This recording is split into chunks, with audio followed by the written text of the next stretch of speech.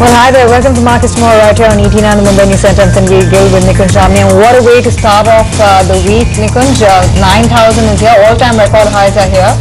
The important question now is where do we go next?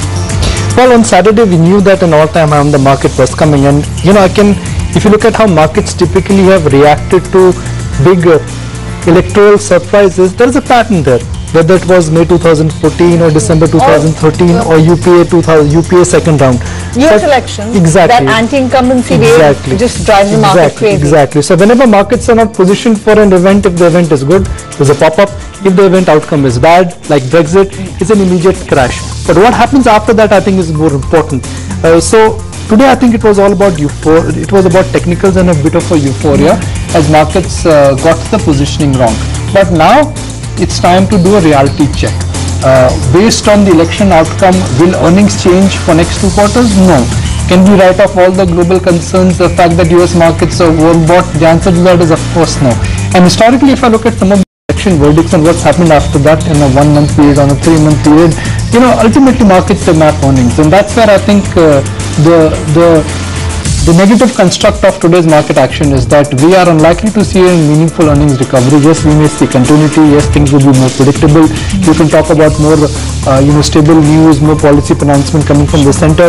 But for all that to translate into, has to translate into earnings recovery. Until the time we will not see that, it's difficult to make a case that, okay, we're off to races and it's 9,000 today, it's going to be 9,200 soon, 9,500 after that, and 10,000 by a year end. I'm not going to buy that yet. Absolutely. So that re-rating is still in the works and not certain for sure. But Nikunj just summed up what our viewers missed in the markets today. If anybody missed the market action at all, I'm sure many of them would have caught on to what the markets delivered. But here's a quick roundup of the internals. The Modi wave sweep Dalal Street. The Nifty ended at all-time record highs, encouraged by the BJP's stellar show in 2 out of the 5 state elections. A secular rally led by financials helped the Nifty close above 90.50 for the first time ever. Private banks witnessed a tear-away rally, propelling the Nifty Bank Index to scale fresh record highs. ICICI Bank emerged as the leader of the pack. IndusInd Bank, Kotak Mahindra Bank scaled new life highs. In the meantime, there was a big relief for Sun Pharma. Stock spiked after US FDA lifted import alert on Mohali unit, paving the way for the drug maker to supply products from the facility to the US market. Meanwhile, a one-time settlement proposed by the biggest state lender, SBI, against farm loans brought about a fair amount of interest in the stock. Fertilizer stocks expected to see some uptick as well, while SBI holds steady in line with the broader market trend. And it was really an ET Now exclusive impact. Adani Enterprises registered a smart surge after your channel reported that its mega expansion plans for city gas distribution are pretty much on the anvil. The Gautam Adani-led group may demerge and list Adani Gas separately in a bid to unlock value and fund growth. We'll make sense of the markets as we always do with our Power Pack lineup of guests. Manish Chokani of Yanam Holdings will talk about his market philosophy at this juncture. Nilesh Shah of Kotak AMC will do the same. Parun Javeliat will also help our viewers with investment strategies at this hour. Alistair Newton will make sense of the politics and its impact on the markets going forward from here. We also have Neeraj Dewan of Quantum Securities highlighting his market sense, and Kunal Bothra will be joining us in just moments to analyze the technical trends. Actually, Richard Jain of Angel Broking will be doing the same. The question that we're essentially asking is, yes, the Nifty is at all-time record highs, has hit all-time record highs. What next? Good evening to both of you. Neeraj, I'll start off with your perspective first. What's in store now for the markets? Yeah, good evening. Yeah, definitely we've seen a very good run-up in the market, but I think as far as the macro setup is concerned for our Indian markets, the post-year election results have become very good for the longer term. Though medium term, short to medium term, there will be some concerns on valuations, but we've been getting some part of the money which is coming towards emerging markets. I think that may continue for the short term, but I think over the medium term, the earnings need to catch up. And I think when we speak to a lot of these companies, I think a lot of these companies which are very positive pre-demonetization have now, giving a sense that couple of quarters can be there before they see a meaningful recovery. And even when you talk to banks or rating agencies, they're also feeling that 2-3 quarters down the line you may see some recovery happening. But I think because the expectations are so low, I think any recovery which happens can really help in re-rating of our Indian markets. And I think stock specific, you may get opportunities down the line because of global events or whatever happens with the Fed meeting. So, but I don't see a meaningful correction in the market. I think one needs to lap up to small corrections which will come our way. Ruchit, what is your sense? I mean, a new high on the index, is it time to, do you think consolidation is coming next, or based on today's price action, it's going to be 9100, 9200, 9300? I mean, what kind of construct of the market do you think we could be staring at? Hi, good evening. Overall, if we observe the markets, then after a consolidation phase of about 10 to 12 trading sessions, we have seen a breakout gap today. And generally, whenever there is a breakout gap, this leads to a directional momentum in the direction of the breakout. So I don't think that index would now again see a consolidation phase. We already have a breakout gap in today's trading session, which is indicating that markets are just going to continue this entire uptrend. And also, if you observe in last couple of months, then all the corrections in the Nifty in last couple of months were of a time correction rather than price correction. So this is a very this is a sign of continuation of the strength, and I believe that markets would continue to ride this uptrend. Now, as far as upside targets are concerned, whenever we see any stock or the index going to all-time high levels, generally we come to our targets as per the reciprocal retracement of the previous corrective move, which is hinting at an upside targets towards 9400 to even 9600 in short term. So I don't think we would get a meaningful correction in the near term. Today's gap area is going to act as a very strong support, and probably in next 2 to 3 months we are expecting a range around 9400 to 9600 in Nifty. Music to our ears, 9400, 9500 on the index, uncharted territory, but the market is at the brink of being re-rated from these levels. Let's get our viewers a quick up-to-date on the internals of the market, what brokerages are saying about the election rub-off in terms of upside. Tanya joins us for that, and then Vivek will take us through the prominent movers in trade this afternoon. Tanya, you go first on brokerages. Well, all brokerages are very upbeat on the UP elections. In fact, most of them believe that, this is a precursor to Modi winning, in the 2019 general elections as well, a clean sweep there as well. If you look at what the individual brokerages are saying, CLSA believes that market levels will remain elevated given that domestic flows will remain robust on back of this win. In particular, they say that, Modi's specific themes, that is housing for all by 2022, as well as doubling of farm income in the first 5 years, will gain prominence going forward. Nomura says that it's not only a positive for the equity markets as seen in trade today, but also for the bond markets and the INR. Credit Suisse says that 53% of India's population being ruled by BJP-led, coalitions is good for centre and state cooperation, will provide a much-needed fillip to reform implementation, specifically GST. DB believes that India's journey to transform itself into a star economy is likely to gain momentum. Remember, star is simple, transparent, affluent, and resilient. Lastly, Edelweiss says that this is a very important step, and they continue to maintain their bullish stance on overweight stance on cyclicals, IT and metals. So everywhere a very positive shit coming in. Right, Vivek, now thanks Tanya for that. Vivek joins us to highlight the movers in trade, the mighty movers actually that influence the session. Vivek? Well, what a stellar day it's been for the benchmark indices. If you look at it, the entire rally was completely broad-based. It wasn't really one sector outperforming the other. In fact, if you're looking at the top 3 movers of the Nifty index, have a look at it. It was Hindustan Unilever, L&T, Ultratech among the top 3 gainers. Of course, ICICI Bank and Sun Pharma too were in the fray at one point of time during the day. Now remember, all of these are from different sectors, so you can imagine the kind of broad-based up move that we saw in the markets today. Other than that, a couple of key mid-cap stocks, couple of key stocks, that saw significant up moves during the day. Look at VIP Industries. Now this stock actually, a corporate development did happen by Dilip Piramal, who was the chairman of the company, was also given the additional responsibility of the MD in the board meeting on Friday. And also, if you're looking at the stock, stock went ahead and hit a fresh lifetime high today. Look at very, very high volumes almost 15 times the typical 5-day average seen on this particular company. Apart from this, one sector that was very much active was housing finance companies, given the fact that affordable housing is going to be given even more of a thrust now. So look at names like Indiabulls Housing Finance, Canfin Homes, Diwan Housing, all of them hit fresh 52-week highs. Tire companies, Seat, JK Tyre, Balkrishna, Apollo Tyres, all of them did very well for themselves in trade. Of course, the fact that India has reduced imports from China, given the fact that it's no longer competitive, and also rubber tire prices, rubber prices had significantly gone up, have now cooled off. Also, Asian Granito, big fund action seen there, and the stock doing quite well for itself.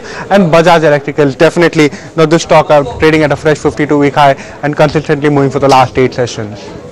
Neeraj, so based on the election verdict, can you identify a clear set of gainers and losers for us?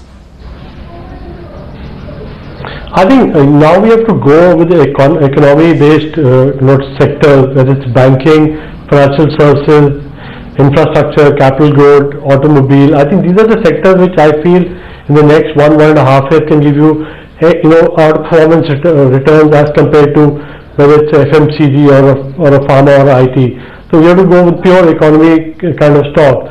So PSU banks also will, you have to really categorize PSU banks also into the large cap and the small PSU banks. So the large ones which are better managed can really do well in the next couple of years.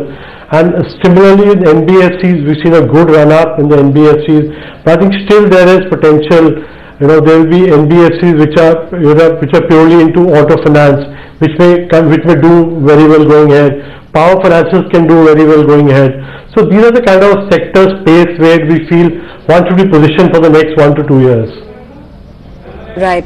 In fact, Poonam joins us with a quick summary of the bank's rally, to put context to the financial space and the support it gave to the index. Well, record closing coming in for Nifty Bank. In fact, it has ended over the 21,000 mark, and on an intraday basis, we did see the Nifty Bank hitting nearly around 21,274 in today's trade. In fact, private sector banks have been leading the charge in Nifty Bank in today's trade. It is, of course, Modi or BJP win in the UP elections that has given hopes that in 2019 also we should be seeing BJP ruling, and that means that continuation of reforms means better and stable economic growth. We're also seeing good amount of support coming in for the Indian rupee as well on account of that. Good economic growth, and banks are a good proxy to economic growth story, and as a result of that, we're seeing the entire Nifty Bank going up in trade. In fact, ICICI Bank was leading the entire pack because it does have good amount of valuation support, although the stressed assets does remain pretty much high. Yes Bank also has been gaining as they are looking to raise capital, and in fact today we did see CLSA also coming up with a buy report with a target price of 1700. Then it has been a Federal Bank which is a good gainer amongst the entire smaller or mid-size private banking space. PNB, IndusInd Bank also gained. IndusInd Bank has been the bank which has been growing nearly 25% in terms of the profits on a quarterly run rate basis, and IndusInd at HDFC Bank, Kotak Bank are all these banks which have a good amount of ability to grow market share in the coming years. We did see even PSU banks gaining in trade. They rubbed off the entire concern in terms of a farm loan waiver in UP, and we also saw PNB, a Bob and a Boy also gaining pretty much in trade, but Axis Bank slightly was a dampener on account of stressed assets on their books, but as of now a record closing coming in for the Nifty Bank. Absolutely. We'll take a break then. When we come back, we'll focus on the cues for trade tomorrow. As we do so, here are some important market voices on what the road ahead for the markets looks like. From a markets perspective, yes, we do tend to believe today that it's very likely, it may not be a certainty, but it's very, very likely that the same combination comes back and there will be policy continuity. And the central issue will be in India of job creation. You need 1 crore jobs to be created every year. That's by no means a small task. So there is a lot of work ahead. How this government works and delivers in the next 2 years is going to be very, very crucial. One positive development that comes out of this is maybe the rupee strengthens. It lowers inflation rates. It improves per capita income marginally to that extent. It revives confidence, consumption, maybe some investments start kicking in. And it's still then, therefore, 6-9 months away that you'll start seeing results of this coming on the ground. For markets to go up, either you need interest rates to go down for the P multiples effectively to go up, or you need earnings growth to come through very dramatically. Right now we seem to be in a situation of stagnancy, where for 3 years we've started hoping at the beginning of the year that we will get earnings growth, and by the end of the year everyone's been cutting their earning estimates, and markets largely traded only on the back of P re-rating and flows. I think markets today is supported by sentiments as well as flows. Introduction of GST, which is now looking destined on 1st July onwards, election results, these are all keeping sentiments positive.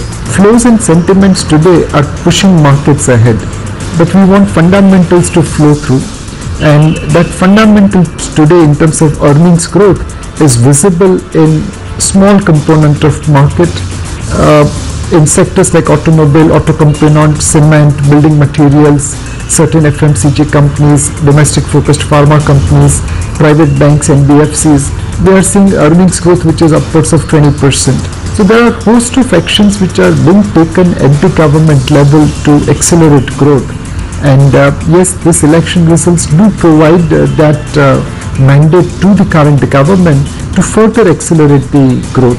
There were certain constraints in Rajya Sabha in terms of passing rules and regulations, but now they should be able to tackle bigger issues like, bank capitalization, like PSU divestment, like labor laws. All these issues needs to be tackled to push Indian growth into double digits. DCI, I was talking about HSAL, these two stocks we discussed on the budget day, they have gone up some 25-30% since then. But I think these are the leadership companies, and with the 11 businesses going forward in this country, even Tata Global and Tata Coffee, these kind of some leadership companies in the niche segments, and I am very bullish on these companies much further. They can give you, some of these companies can give you 25-30% kind of CAGR for next, maybe for a decade. So that is the kind of opportunity we are sitting on in Indian equities.